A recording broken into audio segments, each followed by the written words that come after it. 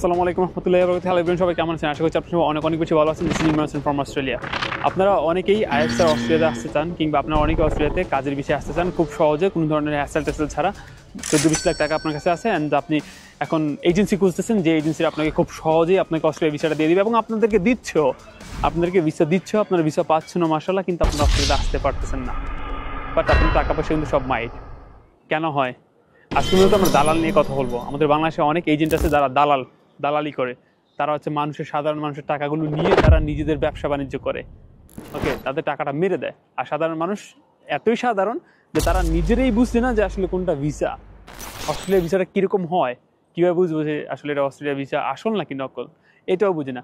কেন আমি এই কথাগুলো বলছি? রিসেন্টলি আমি আমার টেলিগ্রাম গ্রুপের মাধ্যমে অনেক ভাই এবং আপুদের সাথে আমার কমিউনিকেশন হয়েছে। তারা আমাকে প্রত্যেকেই তাদের যে ভিসা, যে ডকুমেন্টসগুলো আছে, ভিসা ডকুমেন্টসগুলো দিল যে ভাইয়া আমার ভিসা হয়েছে আলহামদুলিল্লাহ, ভাইয়া এই যে আমার ভিসা ডকুমেন্টস, ভাইয়া আমার কোনো রকম আইএলটিএস লাগে নেই। আমি তো শখ, ভাই আইএলটিএস ছাড়া আপনি অস্ট্রেলিয়াতে কীভাবে আসবেন? হোক সেটা কাজের ভিসা, হোক সেটা আপনার স্টুডেন্ট পারপাস আপনি এখানে আসেন না কেন, বাট আইএলটিএস তো লাগবে। ইংলিশ প্রফিসিয়েন্সি একটা টেস্টের যেই কমিউনিকেশন করার জন্য ফরেনারদের সাথে কিছু তো একটা লাগবে, তাই না? বাট আপনি এত সহজে কীভাবে আসলেন? বললাম যে ঠিক আছে, আপনার ডকুমেন্টসগুলো আমাকে দেন। তারাও আমাকে ডকুমেন্টসগুলো দিল। প্রত্যেকটা ডকুমেন্টস ছিল ফেক, প্রত্যেকটা ডকুমেন্টস ছিল ফেক। আর এমনভাবে ওরা ডকুমেন্টসগুলো বানাইছে আসলে এটা যে কেউ বুঝতে পারবে যে এটা ফেক ডকুমেন্টস। কোনো রকমের এদিকে ওইদিকে আপনার অস্ট্রেলিয়ার পতাকা দিয়ে কোনো রকমের একটা ডকুমেন্টস দিয়ে বলছে, লেখা আছে ভিসা অ্যাপ্রুভ, নিজের ছবি আছে না, ছবির মধ্যে ছাপ্পা মেরে এসে visa approve, Australia visa. What the heck? এতই সহজ অস্ট্রেলিয়া ভিসা? আর আপনারা কি বুঝেন না আসলে কোনটা আসল কোনটা নকল? আপনারা যদি অস্ট্রেলিয়ান যে ভিসার যে ডকুমেন্টসটা আছে সেই ডকুমেন্টসটা খেয়াল করেন, যদি এইটার প্রতি আপনাদের বিশ্বাস না থাকে তাহলে তো অস্ট্রেলিয়ার ইমিগ্রেশন অ্যাকাউন্ট আছে, তাই না? আপনি ওয়েবসাইটে যান, ইমি অ্যাকাউন্টে লগ ইন করেন, ওইখানে তো আপনি স্ট্যাটাস দেখতে পারবেন। আমি আপনাদেরকে কয়েকটা ওয়ে বলবো, যেই ওয়েতে আপনি ইজিলি আপনার যে দালাল এজেন্ট আছে তাকে ফাঁসাইতে পারবেন, বা তার যেই প্রতারণাগুলো সেই প্রতারণাগুলো বুঝতে পারবেন যে আপনার অস্ট্রেলিয়ার ভিসাটা আসলে আসল না, তারা আপনার কাছে টাকা নিচ্ছে। কিভাবে তাকে কি বলবেন, কোন জিনিসগুলো আপনি এজেন্সির কাছ থেকে নিবেন, যে জিনিসগুলো কিন্তু আপনি বুঝতে পারবেন যে আসলে তারা প্রপারলি আপনার কাজগুলো করছে, ওই জিনিসগুলো নিয়ে বিস্তারিত আলোচনা করবো। আর দালাল ভাইদেরকে সতর্ক করে দেবো, আপনারা এগুলো করা বাদ দিয়ে দেন। এখন এই জেনারেশনে এসে আপনারা কিছু সহজ সরল মানুষ পাচ্ছেন, তাদের থেকে টাকা হাতিয়ে নিয়ে আপনারা রেস্টুরেন্ট দিচ্ছেন, আপনারা বিভিন্ন ধরনের ব্যবসা বাণিজ্য দিচ্ছেন। এগুলো তো হালাল না, আল্লাহর বরকত পাইবেন না। এদিকে ওইদিকে আপনার অনেক কথা শুনতে হবে, দিন শেষে মাইটের খাইতে হবে আপনার, আপনার পুরো এলাকার মধ্যে একটা ব্যাড রেপুটেশন হয়ে যাবে সেই ক্ষেত্রে। সো প্রথমত চলুন কথা বলা যাক, স্পেশালি কারা এই ধরনের যে এই প্রতারণার শিকার হয়।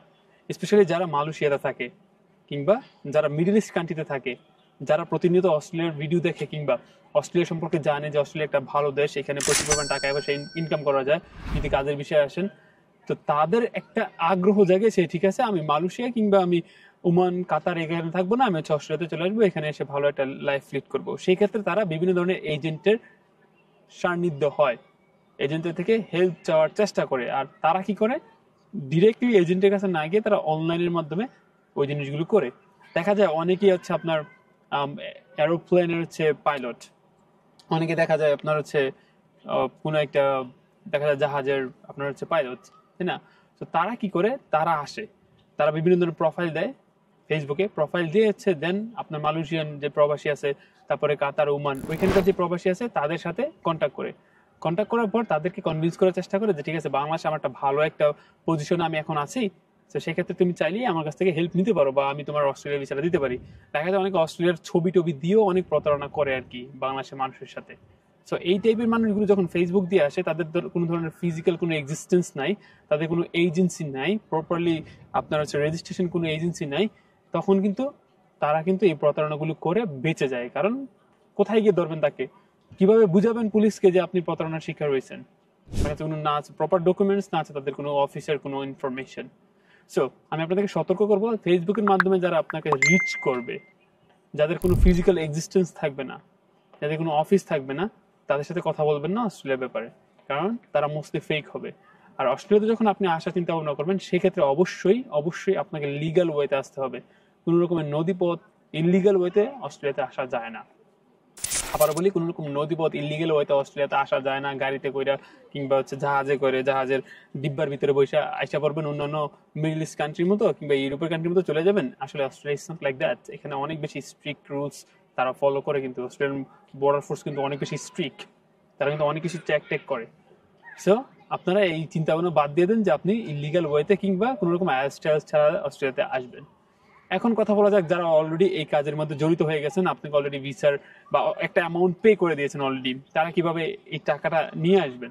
সেক্ষেত্রে তার সাথে আসলে রুট ব্যবহার করার দরকার নেই, যে দালাল আছে তার সাথে রুট ব্যবহার করার দরকার নেই, তার প্রপার ইনফরমেশন নেন, তার নাম্বার নেন, ব্যাংকের ট্রানজাকশন সবগুলো রাখার পর পুলিশকে ইনফর্ম করেন, একটা কেস করেন, এফআইআর করেন, দেন হচ্ছে তাকে বলেন তার সব টাকা বা আপনার যেই টাকাগুলো আপনি দিয়েছেন সবগুলো টাকা আপনাকে যেন ফেরত দেয়, এটা করেন। ওকে, এখন যারা পরবর্তীতে এই ধরনের প্রতারণার শিকার হওয়ার আগে আপনি কিছু কাজ করতে পারেন। যখনই আপনাকে ভিসা হয়েছে বলবে, সেক্ষেত্রে আপনি তার কাছ থেকে ইমি অ্যাকাউন্ট চাবেন, যেটা মেইন। অস্ট্রেলিয়াতে আপনি যখন আপনার ভিসা স্ট্যাটাস চেক করবেন, এটা হচ্ছে ইমিগ্রেশন অ্যাকাউন্ট আছে বা এটা ওয়েবসাইট আছে, ওই ওয়েবসাইটে আপনি ইজিলি দেখতে পারবেন। আপনি যে কাজটা করবেন, ওই ইমি অ্যাকাউন্টে লগ ইন অ্যান্ড পাসওয়ার্ড নিয়ে নেবেন। লগ ইন অ্যান্ড পাসওয়ার্ড নিয়ে ওইখানে হচ্ছে লগ ইন পাসওয়ার্ডে এন্ট্রি করে দেন হচ্ছে আপনি দেখবেন যে আপনার ভিসা হয়েছে কিনা। দেখবেন যদি এখানে যদি কোনো অ্যাকাউন্টই না থাকে, তখন দেখবেন আপনার এই যে ভিসার যে ইনফরমেশনগুলো সবগুলো ফেক, আপনি প্রতারণার শিকার হচ্ছেন, তখন বুঝে নেবেন এই জিনিসটা।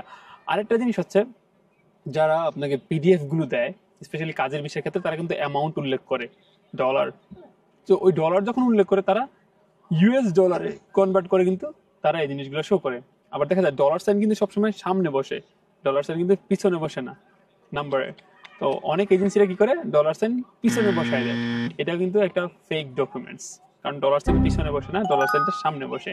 আর অস্ট্রেলিয়ার ক্ষেত্রে যদি কোনো কাজের বিষয় হয়, সেক্ষেত্রে অবশ্যই AUD লেখা থাকবে, অস্ট্রেলিয়ার কারেন্সিতে আপনার ওই ডলারটা উল্লেখ করা থাকবে, USD-তে উল্লেখ করা থাকবে না।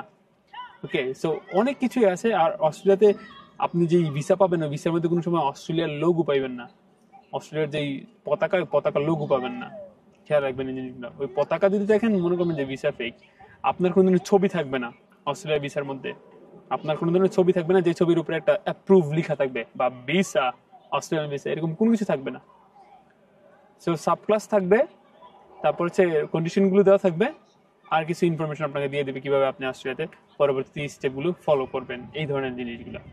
তারপর আপনারা যারা অলরেডি এই প্রতারণার শিকার হচ্ছেন, আপনাদের যদি কোনো ধরনের হেল্প লাগে, কিংবা আপনারা যাদের অলরেডি ভিসা হয়ে গেছে, ফেক ভিসাটা হয়ে গেছে, আপনারা যদি চেক করাতে চান, তাহলে আমাদের যে টেলিগ্রাম গ্রুপ আছে, সেই টেলিগ্রাম গ্রুপে নক করেন, কিংবা ওইখানে আমাদেরকে সেন্ড করেন, আমরা চেক করে ইনশাল্লাহ দিব।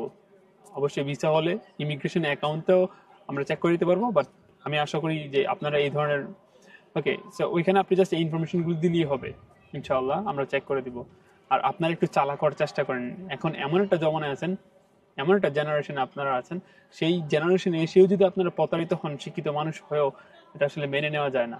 সো আশা করছি আপনারা একটু সতর্ক হবেন, কাউকে বিশ্বাস করবেন না, স্পেশালি আপনি যখন অস্ট্রেলিয়াতে আসবেন, কোনো লিগাল ওয়ে ছাড়া আপনি ইলিগালি অস্ট্রেলিয়া আসার চেষ্টা করবেন না, তাহলে আপনার টাকাটা 100% থেকে 90% মারা যাবে।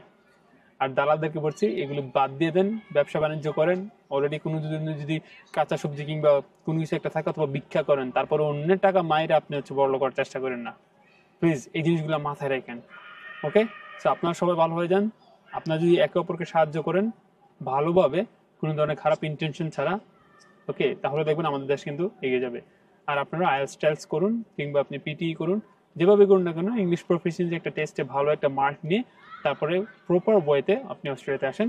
বাংলাদেশে অনেক ভালো ভালো এজেন্সি আছে, আপনারা চাইলে আমাকে নক করতে পারেন, আমি কয়েকটা এজেন্সির নাম বলে দেবো, ইভেন আমি যে এজেন্সি দিয়ে আসছি তার নামও বলে দিব। সো কার সাথে যেতে হবে, কাকে কি বলতে হবে, ওইগুলো আমি রেকমেন্ড করবো, বাট আমি জাস্ট রেকমেন্ড করতে পারি, দ্যাটস ইট, কিন্তু ওরা ফেক হবে না। সো আপনারা একটু সতর্ক থাকবেন, অ্যান্ড পরবর্তী যে স্টেপগুলো আছে সেই স্টেপগুলো সতর্কভাবে নেবেন। আর আপনারা যদি অলরেডি টাকা মারা খেয়ে থাকেন, সেক্ষেত্রে যে আপনার সাথে কন্ট্যাক্ট করেছে সবগুলো ইনফরমেশন নিয়ে তার নামে একটা কেস করে সুন্দর করে তার থেকে টাকাটা রিকভারি করার চেষ্টা করেন। Wish you all the best. ইনশাল্লাহ আপনাদের স্বপ্নগুলো বাস্তবায়ন হবে। দেখা হচ্ছে আপনাদের সাথে কোনো একদিন অস্ট্রেলিয়ার কোনো একটা জায়গাতে। Till then take care, bye bye, আসসালামু আলাইকুম ওয়া রাহমাতুল্লাহি ওয়া বারাকাতুহু।